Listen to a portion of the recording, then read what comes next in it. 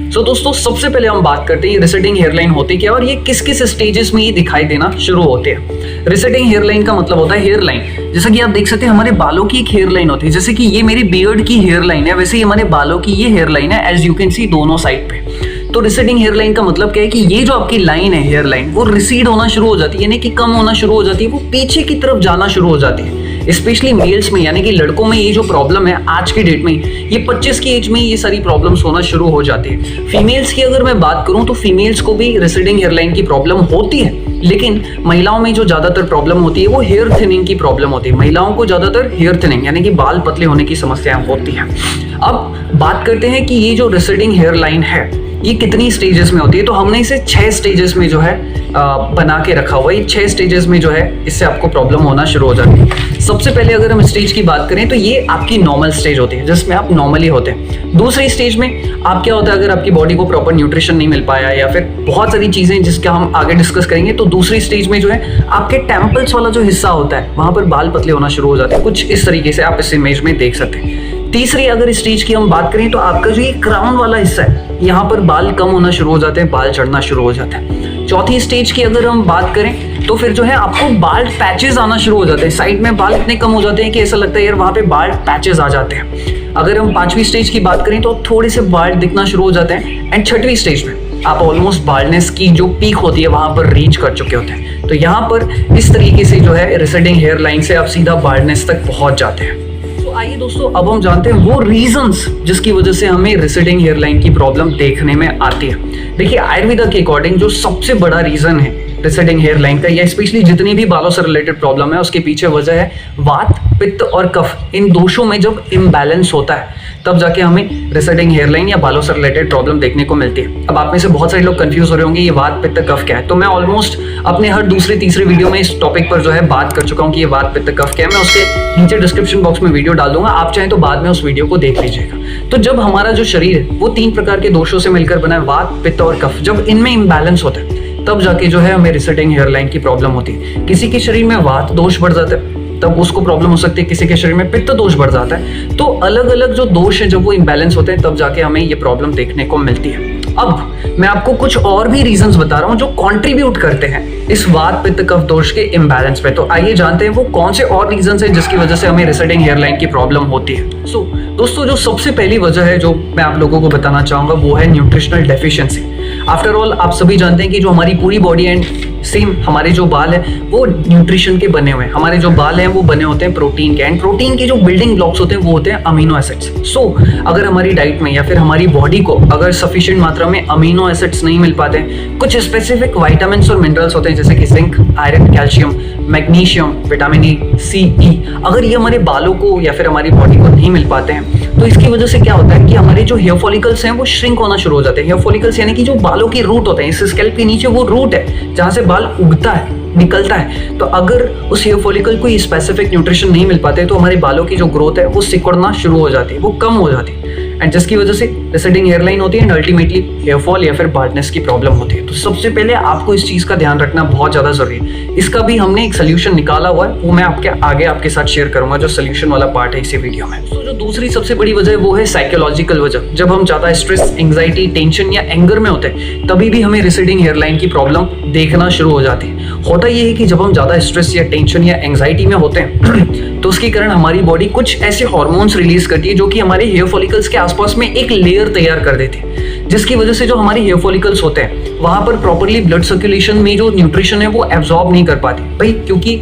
Stress, anxiety के कारण जो हार्मोन रिलीज हुआ उसने हेयर फॉलिकल्स के आसपास में आवरण तैयार कर दिया, जिसके कारण ये जो हेयर फॉलिकल्स है इसके आसपास जो ब्लड है वो उसको एक्सेप्ट नहीं कर पा रहे। और आप सभी जानते हैं कि ब्लड में ही सारे न्यूट्रिशन और न्यूट्रिएंट्स होते हैं, तो हेयर फॉलिकल्स को वो नहीं मिल पाते, अल्टीमेटली बालों की ग्रोथ कम हो जाती है और रिसेडिंग हेयरलाइन की प्रॉब्लम होती है।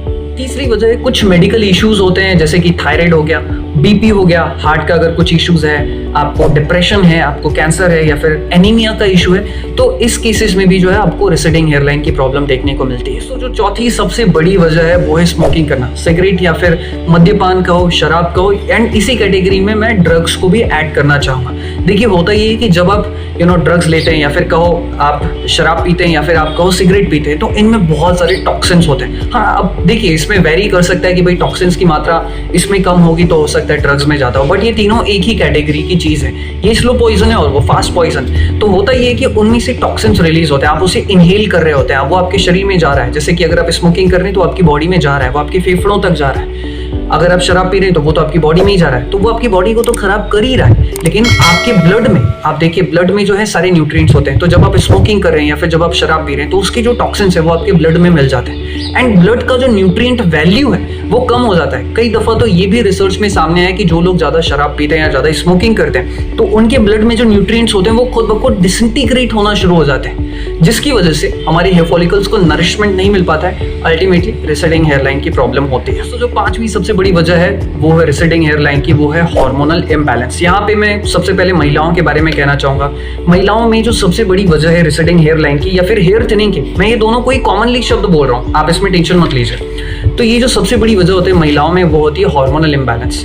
लड़कियों को जो है हर महीने इस चीज से गुजरना पड़ता है, ठीक है, एंड फिर जब उनकी मीनोपॉज का टाइम आता है तो इस दौरान उन्हें बहुत सारे चेंजेस जो हैं हार्मोनल चेंजेस उनकी बॉडी में देखने को मिलते हैं, तो इस वजह से भी हेयर फॉल होना शुरू हो जाता है। यहाँ पे मैं स्लीप को भी थोड़ा सा यहाँ पे मैं कहना चाहूँगा, sleep is the most important thing for our hair. अगर आपको स्लीप सही आती है ना, आपके बाल डेफिनेटली बहुत अच्छे रहेंगे। मैं यहाँ पे स्लीप का नाम इसलिए भी ले रहा हूँ बिकॉज होता ये कि जब हम रात को सोते हैं तब जाके ही हमारी बॉडी सबसे ज्यादा हार्मोन्स रिलीज करती है उस टाइम पे, तो आपकी स्लीप होना बहुत ज्यादा जरूरी है। हार्मोन्स की अब हमने बात की, यहाँ पे मैं मेल्स के बारे में भी एक चीज कहना चाहूंगा कि मेल्स में अगर कोई सबसे बड़ी वजह है तो वो हार्मोनल इम्बैलेंस होना सबसे बड़ी वजह है रिसेडिंग हेयरलाइन के पीछे।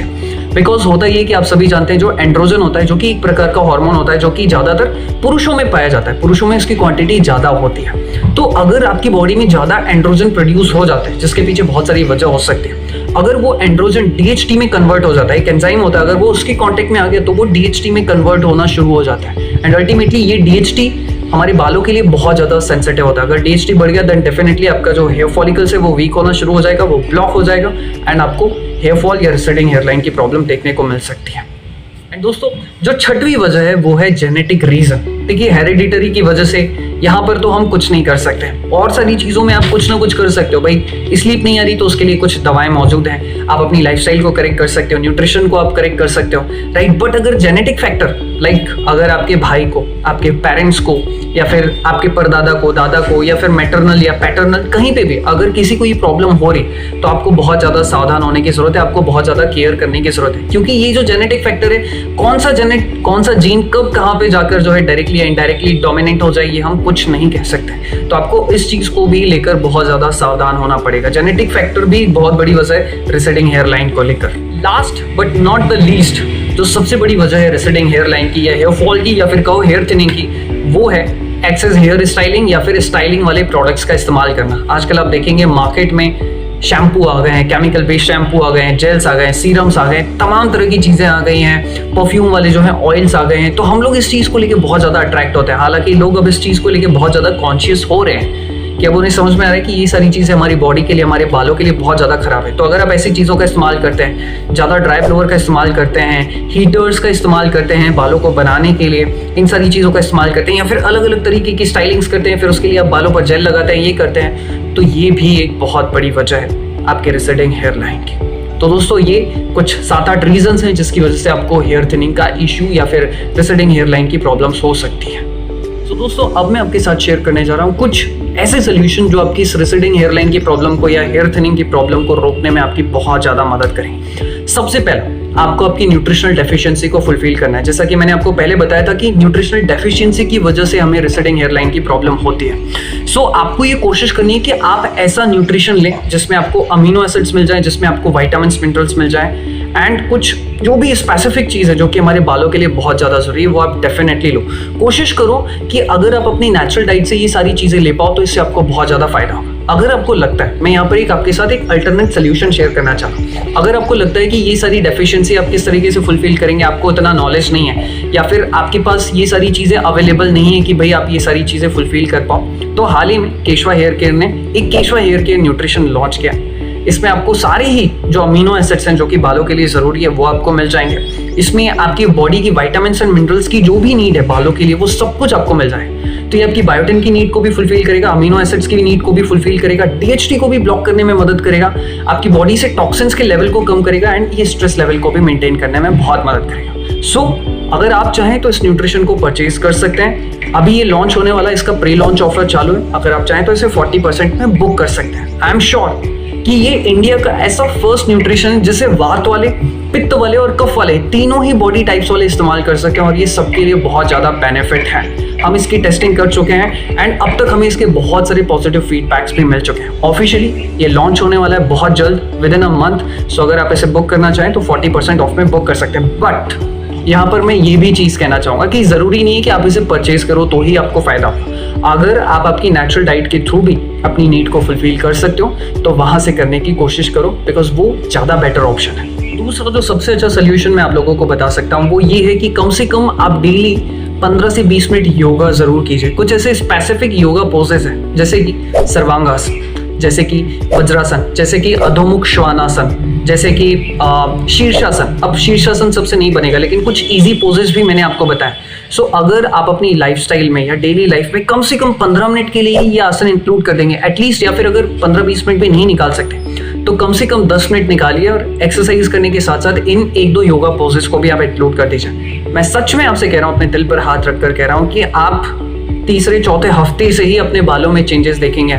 आपका जो रिसेडिंग हेयरलाइन का प्रॉब्लम है वो दूर हो जाएगा, बल्कि आपके बालों की डेंसिटी भी इंक्रीज हो जाएगी, जिसकी वजह से आपके जो बाल है वो हरे भरे दिखना शुरू हो जाएंगे। एंड मैं यहाँ पे एक और चीज़ पॉइंट आउट करके कहना चाहूँगा कि जो भी हमारे पर्सनल कस्टमर्स होते हैं, स्पेशली जो मेरे पर्सनल कस्टमर्स होते हैं या फिर केशवा हेयर केयर के पर्सनल कस्टमर्स होते हैं, तो हम उन्हें एक पर्सनलाइज योगा का वीडियो ही प्रोवाइड कर देते हैं, जिसमें वो वीडियो को देखकर उसमें कुछ आसन रिकमेंड किए गए जो कि आपकी हेयर फॉल को रोकता है, हेयर थिनिंग की प्रॉब्लम को रोकता है, रिसेडिंग हेयरलाइन की प्रॉब्लम को रोकता है, एंड आपके बालों की ग्रोथ में मदद करता है, बालों की डेंसिटी को बढ़ाता है, बालों की ग्लो या फिर कहो चमक को भी बढ़ाता है। तो ये सारी वीडियो हम अपने जितने भी पर्सनल कस्टमर्स हैं उन सबको प्रोवाइड कर देते हैं। वेल, आप चाहें तो इसे घर पर भी कर सकते हैं। बहुत सारे ट्यूटोरियल्स ऑलरेडी यूट्यूब पे या फिर गूगल पर अवेलेबल है। तीसरा और बहुत ही इंपॉर्टेंट वो है आपकी स्लीप। दिन भर में अगर आप 6 से 7 घंटा प्रॉपरली नहीं सो रहे हैं, साउंड स्लीप नहीं ले रहे हैं, तो ये बहुत बुरी बात है। इसलिए आपको कोशिश करनी चाहिए कि आप दिन भर में अपना बेस्ट हो, ताकि जब आप रात को सोने जाओ ना तो आप सेटिस्फेक्शन के साथ सो। एंड ये जो अच्छी नींद है ये आपके बालों के लिए बहुत ज़्यादा ज़रूरी है। तो 6 से 7 घंटे की नींद मस्ट है। जो बहुत इंपॉर्टेंट सोल्यूशन मैं आपको देना चाहूँगा वो है कि आप लोग प्लास्टिक की कॉम या फिर पीवीसी, ये जो कॉम होती है, इनका इस्तेमाल करना बंद कर दीजिए। रिसेंटली हमने अभी हाल ही में जो है केशवा हेयर केयर ने एक anti hair fall comb launch किया हुआ है जो कि आयुर्वेदिक प्रिंसिपल पर बेस्ड है। ये आपकी हेयर फॉल को रोकने में मदद करता है। ये आपकी स्कैल्प को नेचुरल एक्यूप्रेशर प्रोवाइड करता है। दिखता है ये बिल्कुल कंघी जैसे ही, तो आप उस कंघी को हटाकर इस कंघी का इस्तेमाल कर सकते हैं। ये बालों के लिए बहुत अच्छी है, रिसेडिंग हेयरलाइन की प्रॉब्लम को रोकने में बहुत ज़्यादा मदद करती है। अगर आप इसे खरीदना चाहें तो ये सिर्फ 250 रुपीज़ की अवेलेबल है, आपके घर पर ये फ्री डिलीवरी हो जाती है। अगर आप इसे परचेज करना चाहें तो आप कर सकते हैं। बट एक और चीज़ मैं कहना चाहूँगा कि अगर आप ये केशवा हेयर केयर का न्यूट्रिशन बुक करते हैं तो उसके साथ ये कॉम आपको फ्री में मिलती है, नहीं तो आप चाहें तो इसे अलग से भी 250 रुपीज़ में बुक कर सकते हैं। 5वां रीज़न जो मैं आप सब लोगों को बताना चाहूँगा जो कि बहुत ज़्यादा ज़रूरी है वो है खुद को स्ट्रेस, एंग्जाइटी और टेंशन से थोड़ा दूर रखो। अगर आप इन सारी चीज़ों से दूर रहना चाहते हो तो एक छोटा सा सोल्यूशन आपके साथ शेयर करता हूँ, और वो सोल्यूशन ये है कि अपने पैशन को फॉलो करो। कोई भी एक पैशन, यार अगर आपको म्यूजिक पसंद है तो म्यूजिक करो, डांस करना पसंद है तो डांस करो, ड्राइंग करना पसंद ड्राइंग करो, पढ़ना पसंद है तो पढ़ना पसंद करो। मतलब वो सारी चीज़ों पे फोकस करो। इससे जो आपका स्ट्रेस लेवल है वो कम होना शुरू हो जाएगा एंड डेफिनेटली आपको कुछ अच्छे क्रिएटिव आइडियाज आना शुरू हो जाएंगे, आप हैप्पी रहना शुरू कर देंगे। एक और बहुत इंपॉर्टेंट चीज़ बताऊँ, मेरे हिसाब से आज की डेट में स्पेशली टीनएजर्स में या फिर एडल्ट्स में जो सबसे बड़ी प्रॉब्लम है स्ट्रेस की वो है मोबाइल का ज़्यादा इस्तेमाल करना, सोशल मीडिया का ज़्यादा इस्तेमाल करना। तो सोशल मीडिया से, मोबाइल से खुद को थोड़ा सा दूर करो। आई एम श्योर कि आपकी जो प्रॉब्लम है ये स्ट्रेस की प्रॉब्लम खुद ब खुद कम होना शुरू हो जाएगी। अब आप सोच रहे होगी कि मोबाइल कैसे, आप मोबाइल यूज़ करना बंद कर दोगे ना तो आपको खुद ब खुद समझ में आ जाएगा। छठवां रीज़न, जो कि मैं लास्ट रीज़न तो नहीं कहूँगा, बट अगर आप ज़्यादा शैम्पू, ज़्यादा ऑयलिंग करते हो बालों को, ज़्यादा ओवर स्टाइलिंग करते हो, केमिकल बेस्ड चीज़ों का इस्तेमाल करते हो, तो ये सारी चीज़ों का इस्तेमाल करना बंद कर दो। आज और अभी से करना बंद कर दो। आई एम श्योर कि इससे आपको बहुत बेनिफिट होंगे। मैं इसका अल्टरनेट सोल्यूशन डेफिनेटली लेकर आऊँगा अगर आप कमेंट करके मुझे कहेंगे तो इसी के साथ इस वीडियो को समाप्त करता हूँ। सोल्यूशन मैंने आपको बताया, रीजंस मैंने आपको बताया। सो अगर आप चाहें तो दोस्तों इसी के साथ इस वीडियो को समाप्त करता हूँ और मुझे उम्मीद है कि आप लोगों को कुछ अच्छी चीज़ें जानने को मिली होंगी।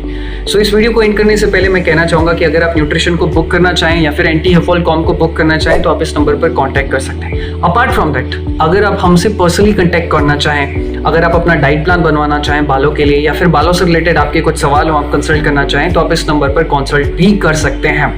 एंड एक और चीज़ मैं कहना चाहूँगा कि देखिए, अगर आपको लग रहा है कि आपको बहुत भयंकर प्रॉब्लम है, रिसेडिंग हेयर लाइन की बहुत ही एक्सेस प्रॉब्लम है या फिर बहुत एक्सेस हेयर फॉल हो रहा है, तो किसी की सुनो मत, आप सीधा डॉक्टर के पास जाओ, डर्मेटोलॉजिस्ट के पास जाओ या ट्राइकोलॉजिस्ट के पास जाओ। छोटी मोटी प्रॉब्लम है तो आप यहाँ वहाँ से ठीक कर सकते हो, लेकिन अगर बहुत बड़ी प्रॉब्लम है तो एक्सपर्ट से ही कंसल्ट करो। तो अगर आप हमसे कंसल्ट करना चाहें तो ये नंबर है। Thank you so much, goodbye, take care. मैं आपके स्वास्थ्य की और अच्छे बालों की कामना करता हूँ। बहुत सारा प्यार आप सभी के लिए।